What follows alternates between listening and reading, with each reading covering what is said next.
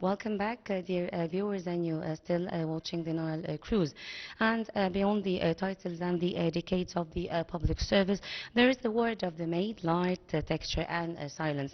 Farouk Hosni, the artist, has spent a lifetime translating the Mediterranean soul into the language of art and abstraction. His museum in Zamalek is more than a gallery, and it's a sanctuary where the why of creation meets the how of the legacy. And to dive more into this and to decode the layers of the artistic century, we are much delighted to be joined by Mr. Khaled Hafez, the visual artist. Thank you so much for being on Nile Cruise, Mr. Khaled.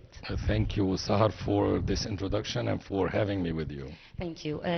Can we talk more and to dive into the institution? Let's talk more about the man which Farouk Hosni managed to maintain a pure, almost the rebellious artistic identity for his career.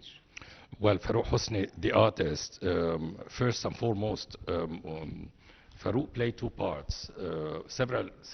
He wore several hats in his career, but principally there are two parts that we should talk about.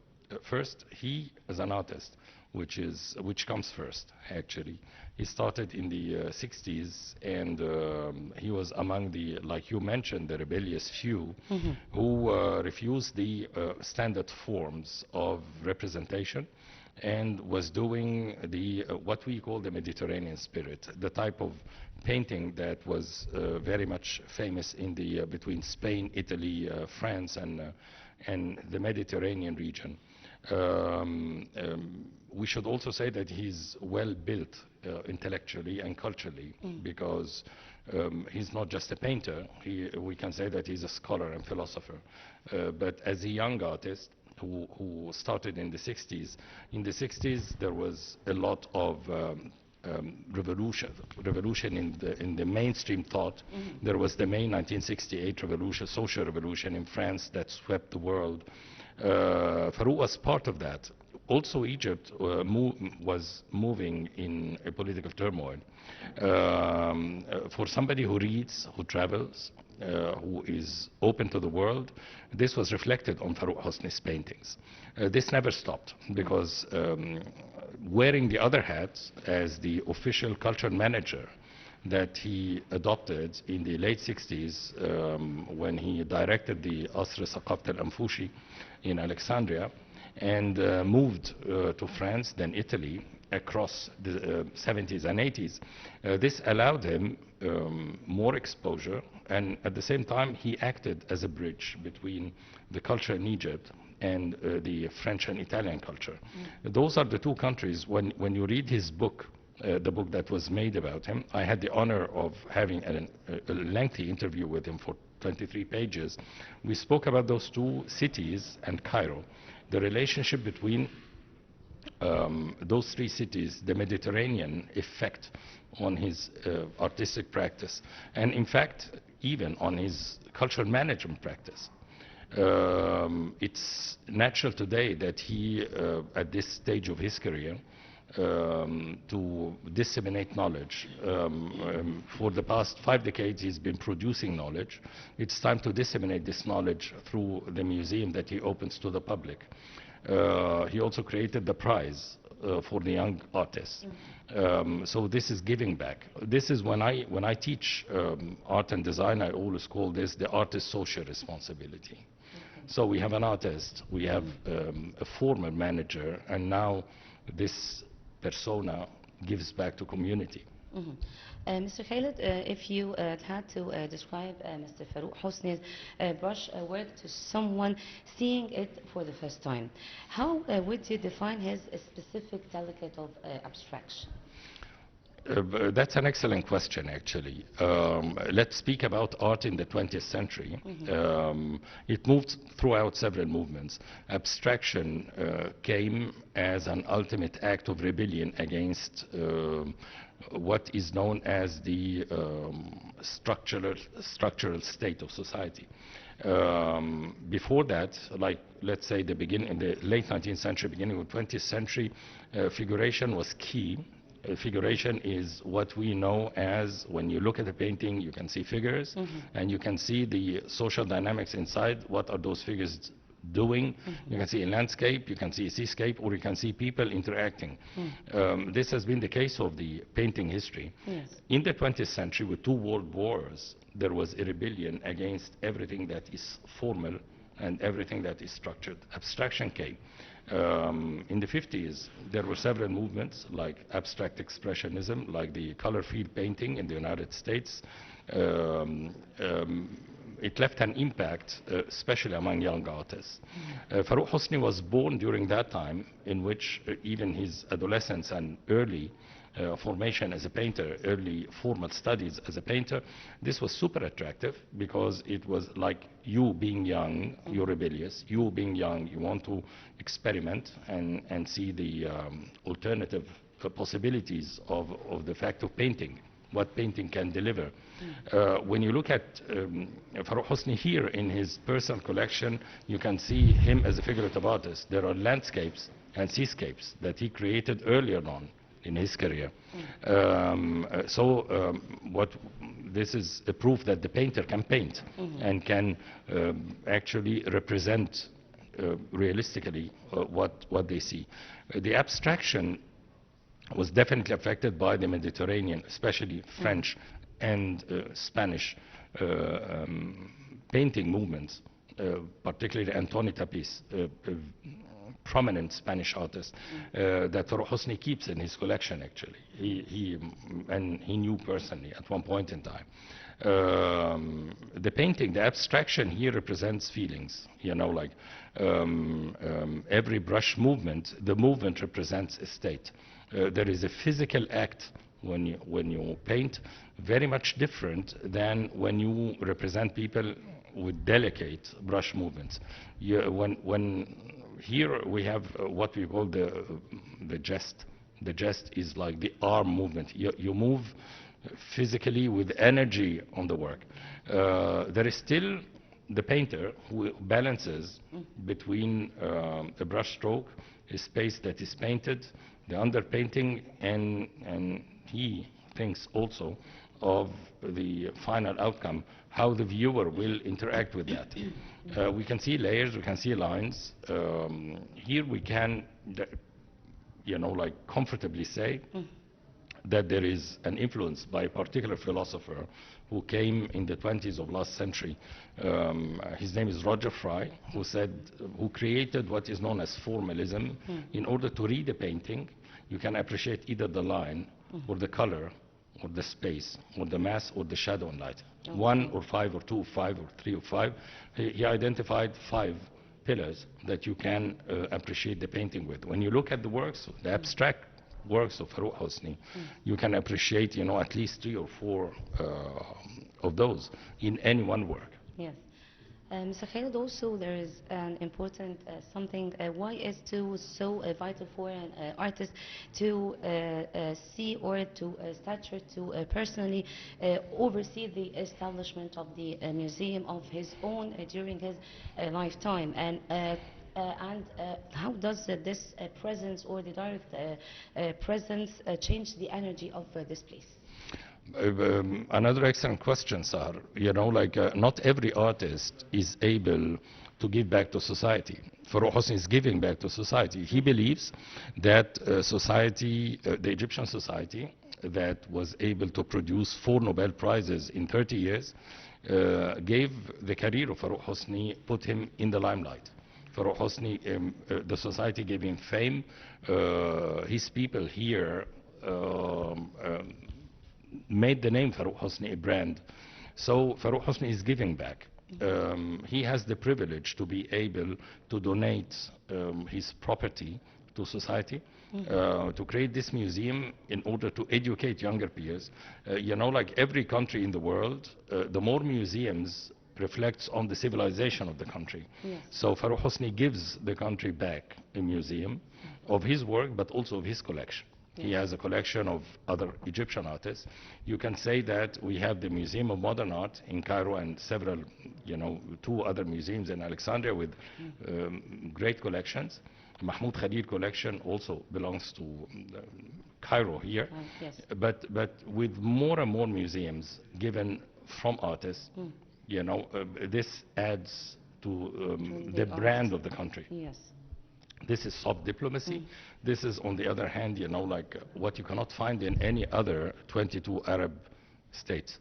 Yes, also as we know that the museum is located in the heart of Zamalek. How does this can reflect as a specific neighborhood for the historic hub for the Cairo's art scene? Zamalek has the two of the, two of the prominent art schools, Yes. the Fine Art School, the Faculty of Fine Arts, and the Faculty of Art Education, plus the Faculty of Oriental Music, or the Music Education, if you want. Plus, we have all the galleries, the galleries that deal with artworks, painting and sculpture and installation and film and video. So Zamalek should be the place. Zamalek is also in the center of the city, of the older Cairo. When you look at the architecture of Zamalek, you can still see the Baroque, the Rococo, the neoclassical styles of architecture. You can, it reflects both Cairo, Cairo or Egypt, during the monarchy, and Egypt during the republic. You can see both in the same place. Zamalek is one of those places, like Heliopolis, like Garden City. Those are places in which architecture, art, and it's the most natural thing that Farouk Hosni gives his museum in Zamalek, places it in Zamalek. It plays an integral part for students. There is the metro station as well, Yes. Proximity to the downtown area. So Zamalek becomes a hub for art and culture. Yes. Also, critics often call Farouk Hosni the lyrical abstractionist. As an artist yourself, do you see this in his compositions of art and as a form of the visual poetry or the rhythmic abstractions? See, there is a science that is relatively new, less than 50 years. It's called visual cultures. We study people in social and cultural anthropology through the representation, whether we see the representation like actions happening in the street, or through film, or through art. Lyrical abstraction is a critical term. We can agree upon, or we don't agree upon. But it's, I think it's precise in a way that now we look at any painting, we call it a visual text. Yes. Like in the science of visual culture, we call it a visual text. And we know for a fact there is something called visual literacy. And that's how people understand advertising in the street. Like sometimes you see an advertising without any text written, but people get it. This is visual literacy. The more people see painting, the more they are visually literate. So it's comfortably we can say that lyrical abstraction, in terms of you understand and appreciate the artwork exactly like you appreciate music. You don't need to understand it, but rather feel it with your heart. Exactly. Even if your mind, the mind will tell you I like it or not, but if you take it with the mind and heart, you can appreciate it. And again, we go back to Roger Fry or Irving Panofsky, the philosophers of the 20th century, who identified for us how to read an artwork. Panofsky set 3 layers to understand an artwork, but Roger Fry said that we have, like, you can either appreciate the line, the space, the shadow and light, the mask, the color, and also approach the artwork with your heart, not with your mind, because there is no logic to understand a painting. It's more of appreciate it like music. And feel it. So many times we see that we interact with, let's say in Egypt, music plays an integral part in our life. So when we listen to a classical singer like Abdul Halim Hafez or Muhammad Abdul Wahab or Kulthum, we link the lyrics to the music, and the music has the melody, the harmony, and the tempo. But yet, still, we can appreciate a music of Beethoven that has no lyrics at all, and it's not even from the Middle East, but we still appreciate it. Yes. Mendelssohn, Haydn, like They're look, different. and They're also, different. we can listen to a piece of music, a Greek piece of music with lyrics. We don't understand the word, but But we we feel understand it it with our hearts. with our hearts. Exactly. So lyrical abstraction is a critical term. It's precise, to the point, but it's also to describe an artwork. But other people, you don't need to put critical terms for people to understand. People don't need to understand, but rather appreciate, assimilate, and like. The more you watch painting and the more you watch the work of Farouk Hosni, the more you appreciate it. Well, also, Mr. Khaled, how does the museum's permanent collection showcases the evolution of his style from the 1960s to his most recent visual arts works? It's like we spoke about privilege a while ago. Like Farouk is privileged in terms of his artworks is present in several collections inside the country and outside, several museums, but he always kept apart from every stage of his life, every project, for that moment in time, in order to be able, one point, to showcase everything beside each other so you can see the progress. The progress becomes linear. You can see from the 60s and see the development of the artist. It's exactly, if you're a singer, it's easy because we know the songs of Kulthum in 1927 and we see her in 1970. Along the way, it's recorded. In art, in painting, we do not have this privilege all the time because sometimes we cannot keep every stage of our life. But Farouk was able to do that probably for this moment in time. Mr. Khaled, please tell me the museum also showcases the masterpieces by other artists and which have been collected by Mr. Farouk Hosni. What does this reveal about his collection and the museum in general? Let me tell you a secret. Every artist is a collector. We all, especially painters, we all collect along our lifetimes. We collect things. Sometimes when we are able to collect artworks of other artists that will inspire us in our own practice, we do it, especially if they are masters before us. But other times, we as artists, we exchange paintings with each other. So every artist is a collector, and so many times when you go to a painter at home, you'll find paintings by other painters on his wall or her wall.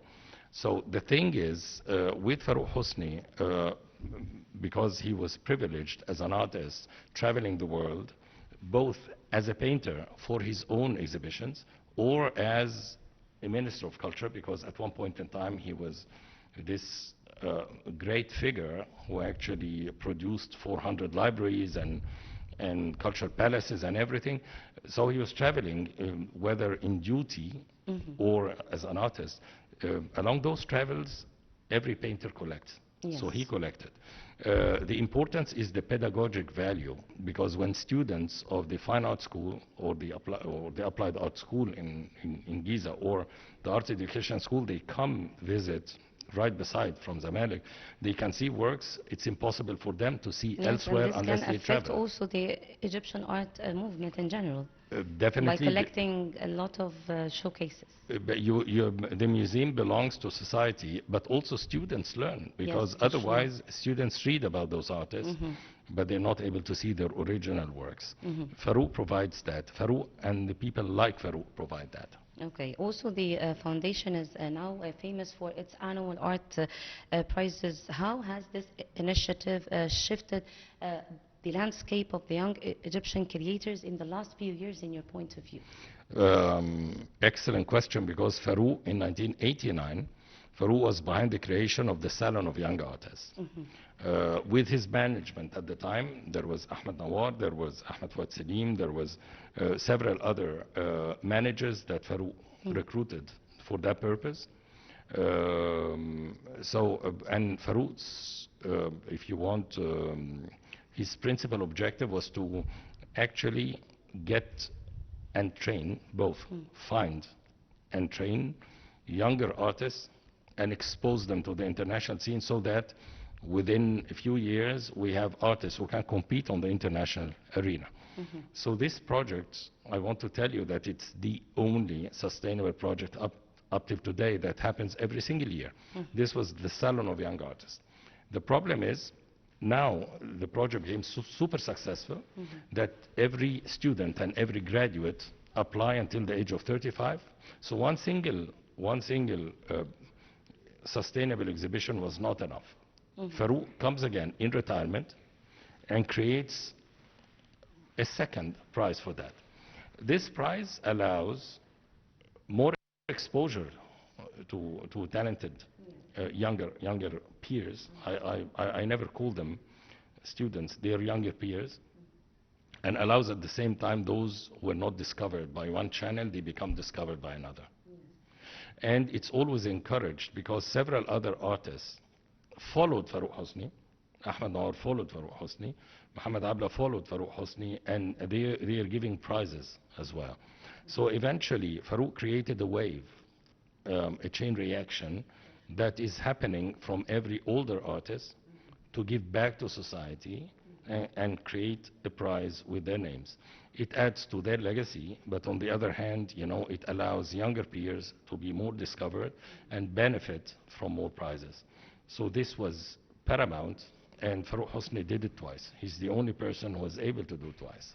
Mr. Khaled, also in your expert view, does the architecture and the interior design of this villa feel like the physical extension of the paintings themselves from outside?